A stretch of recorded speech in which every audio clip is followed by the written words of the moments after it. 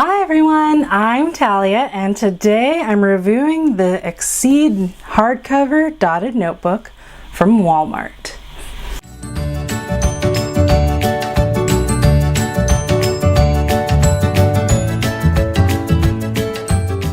Alright guys, so I just happened to be shopping at Walmart and I saw this book in the school supplies section, and it is a hardcover dotted journal and I had to check it out because it was only $5. I'm serious, $5. So I'm gonna give it a little once over, comparing it to kind of what the mainstream is. I guess Leuchtturm, Scribbles That Matter, those kinds of notebooks I've reviewed in the past. And let's see how it holds up. Okay, so this one came wrapped up in cellophane. I already took that off. It says it's a hardcover dotted book and definitely seems about regular hardcover. It's a little banged up in this corner. I could have just grabbed a bad one, not sure. And on the back it says it's 120 sheets and it's 5 inches by 8 1/4, which is smaller than the traditional Leuchtturm. I'll show you that in a second. And it has an expandable inner pocket. So how much smaller is it than the traditional Leuchtturm? Here's the Leuchtturm and here is the Exceed on top of it. And if I line it up, it actually seems like it's a little longer, but it's definitely quite a bit shorter, and we'll do a dot comparison in just a second, but let's go ahead and open her up. Okay, upon opening her up, I see that we are getting a little bit of a line marking, and that tends only to happen in softer hardcover notebooks. You generally will not see that on a Leuchtturm. They're so hard that they don't have any kind of marking, maybe slight marking from the rubber band. However, in a softer cover notebook like my Scribbles That Matter, you can see that line going on there. Yeah, I'm actually pretty excited about using my Scribbles That Matter next month, so that doesn't bother me too much. It's the Exceed brand that's indented, which is pretty standard. I think all of them do it. Scribbles That Matter just does it on the cover, and Leuchtturm imprints it on the back also. So that's pretty standard in all dotted journals. They have their branding on them. They seem about the same amount of tension and about the same amount of give, so not seeing a big difference there. And look, like I said, it's a little bit taller, so we'll have to do a dot count at the end.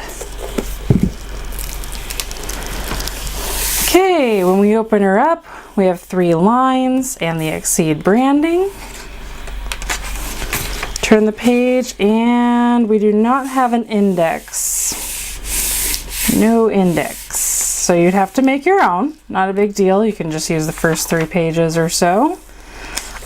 Big bummer though, there is no numbering in this book, so you would have to hand number them yourselves. That's a little unfortunate. Oh, it does come with a bookmark. Just one bookmark though.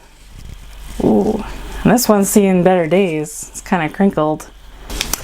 This paper, it seems a little creamier, just like the Leuchtturms are kind of creamy. Let me get to a Leuchtturm page. So paper color wise looks almost the same as compared with my Scribbles That Matter, which is much whiter. You can see the difference there, much wider. And if we go to the back, let's see what we have at the back. Back here, last page, end up with the cardboard piece, and then we have an expandable inner pocket. And I don't know, seems pretty standard.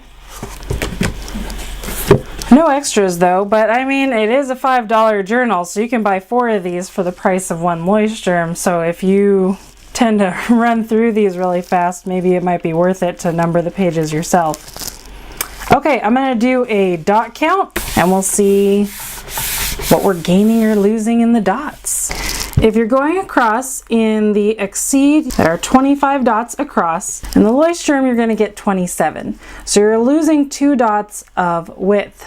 But if you count down in the Exceed journal, you get 41 dots, and in the Leuchtturm, you only get 39. So you are losing 2 dots of width, but you're gaining 2 dots of length. So in that sense, I'd say you're kind of breaking even.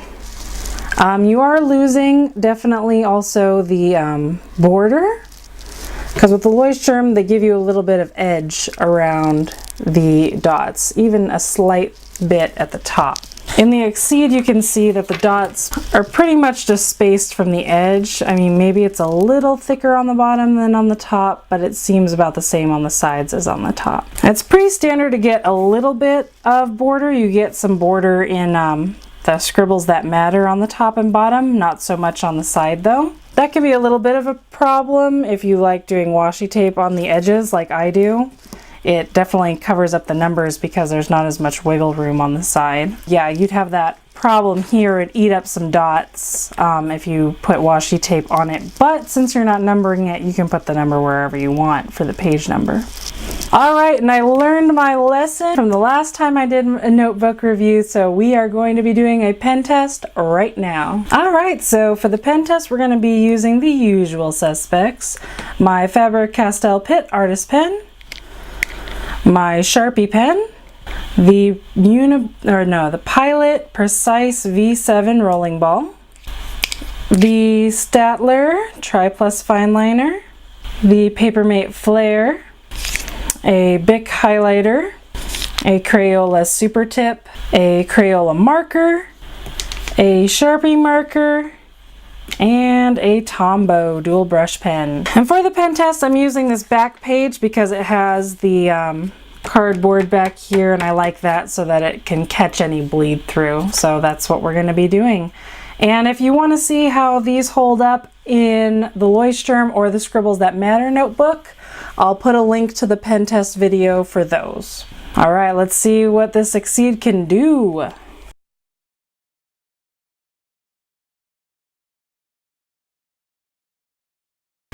And if you haven't seen my pen test before, what I do is I do one where I shade regular, and then my second box I do triple layer. So I go my diagonal, and then I go up and down, then I go side to side. So it's really caked on in there, so you're going to see what's going to happen if you go over the same color a couple times.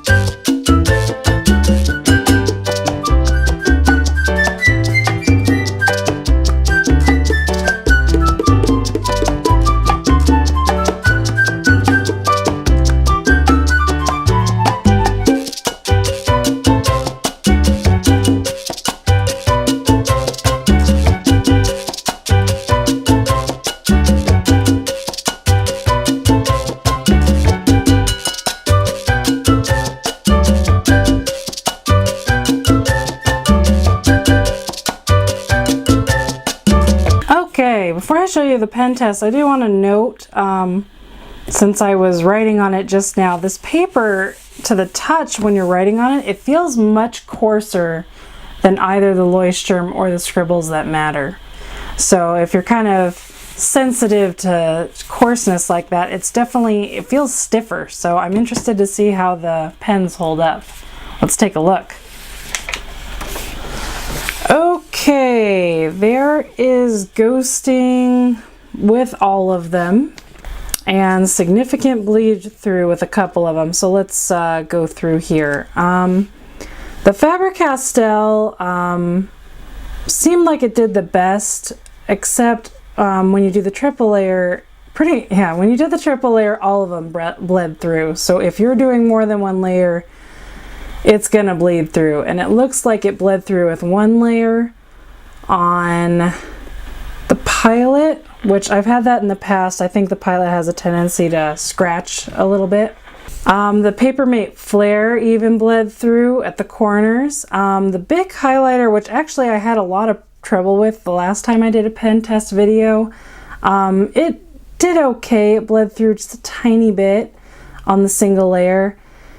And the rest of these too, it's just minor spotting on the single layer. The Crayola Super Tip, the Crayola marker, and the Tombow, just light spotting coming through.